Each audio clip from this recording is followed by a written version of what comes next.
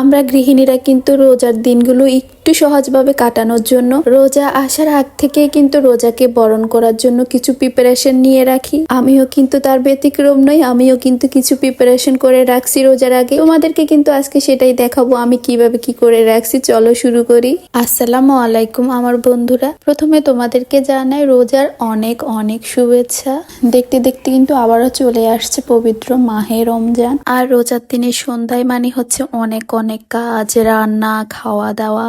আর তাই সারাদিন রোজা থেকে যাতে আমাদের একটু কষ্ট কম হয় তার জন্যই কিন্তু আমরা আগে থেকে কিছু কাজ রেডি করে রাখি। তো প্রথমেই তোমরা দেখতে পাইছো আমি কিছু ছোলা ভিজিয়ে ছোট ছোট কিছু বক্সে রেখে দিছি। তো পরবর্তীতে আমি এগুলো ডিপ ফ্রিজ থেকে বের করে একটা একটা করে খাবো, আমার একটু ঝামেলাটা কম হবে। তারপরে ছিল পেঁয়াজুর ডাল। আমি কিন্তু পেঁয়াজু বানানোর জন্য কিছু পেঁয়াজুর ডাল ভিজিয়ে সেগুলোকে ব্লেন্ড করে মেখে ছোট ছোট বক্সে রেখে দিছি। আর এখন করতেছি মাছের চপ। এটা ছিল পাঙ্গাস মাছের চপ। যারা এই মাছটা খেতে পারেন না তারা কিন্তু এভাবে বানিয়ে খেতে পারেন, অনেক মজা হয়। একটু বোঝা যায় না এটা যে পাঙ্গাস মাছ দিয়ে করা। তারপরে এখন আমি বানাবো আলু দিয়ে, চিকেন দিয়ে কাকলেট। আর এখন আমি যে আলুর কিমাটা বানাচ্ছি এটা দিয়ে কিন্তু আমি দুই রকম নাস্তা বানাবো। একটা হচ্ছে আলু দিয়ে চিকেন দিয়ে কাকলেট, আর একটা হচ্ছে ডিমের চপ। আর একই রকম ভাবে একসাথে বানালে কিন্তু ঝামেলাটাও একটু কম হয় আর আমার সময়ও কিন্তু অনেকটা বেঁচে যায়। তো আমার কাকলেট বানানো শেষ, এখন আমি বানাবো ডিমের চপ।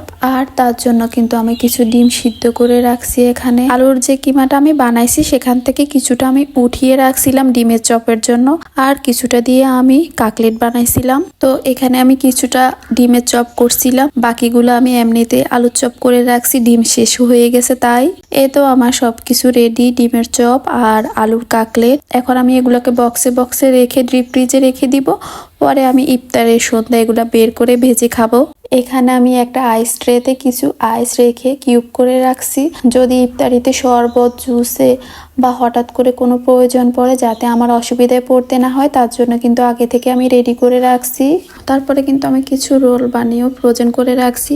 আমি কিন্তু চিকেন আর সবজি দিয়ে রোলটা বানাইছি। আর এখন আমি বানাচ্ছি হালিম, রেডিমিক্স হালিম দিয়ে। তবে এটা কিন্তু আমি রোজা উপলক্ষে বানাই নাই, এটা আমি আরো কয়েকদিন আগেই বানাইছি। তো এখন তোমাদের সাথে এটা অ্যাড করে দিছি যাতে তোমাদের একটু উপকার হয়, তোমরা বুঝতে পারো যে কি কি রোজাতে ফ্রোজেন করে রাখতে হবে, সেজন্যই অ্যাড করছি। তারপরে রোজায় বেগুনি আলু চপ বানানোর জন্য যে বেসনটা আমরা রেডি করি, তো প্রতিদিন দেখা যায় আমরা এগুলো একটু একটু করে নিয়ে এগুলোতে আবার লবণ, হলুদ, মরিচ এগুলো অ্যাড করি। তো সেই ঝামেলাটা কমানোর জন্য কিন্তু আমি একসাথে সব উপকরণ দিয়ে রেডি করে তারপরে এগুলো রেখে দিছি যাতে আমার ঝামেলাটা একটু কমে যায়। তারপরে এখানে কিছু চিকেন আমি চিকেন ফ্রাই করার জন্য রেডি করে বক্সে ঢুকাই রাখছি। প্রতিদিন তো আর চিকেন ফ্রাই খাবো না, যখন যখন খেতে ইচ্ছে করবে তখন বের করে খাবো। আর এসব আইটেম কিন্তু শুধু রোজাতে খাওয়া হয় না, আমরা কিন্তু সারা বছর এভাবেই সংরক্ষণ করে ফ্রোজেন করে রেখে খেতে পারি। হঠাৎ করে যদি কোনো বাসায় মেহমান চলে আসে তাহলে কিন্তু তাদেরকেও খুব ইজিলি আপ্যায়ন করা যায়। তো আশা করতেছি আজকের ভিডিওটা তোমাদের ভালোই লাগছে। যদি ভালো লেগে থাকে তাহলে কিন্তু একটা কমেন্টস করে জানাতে পারো। তো আজকে এ পর্যন্তই। সবার কিন্তু সামনের রোজাগুলো বেশ ভালো কাটুক এ কামনায় করি। আল্লাহ হাফেজ।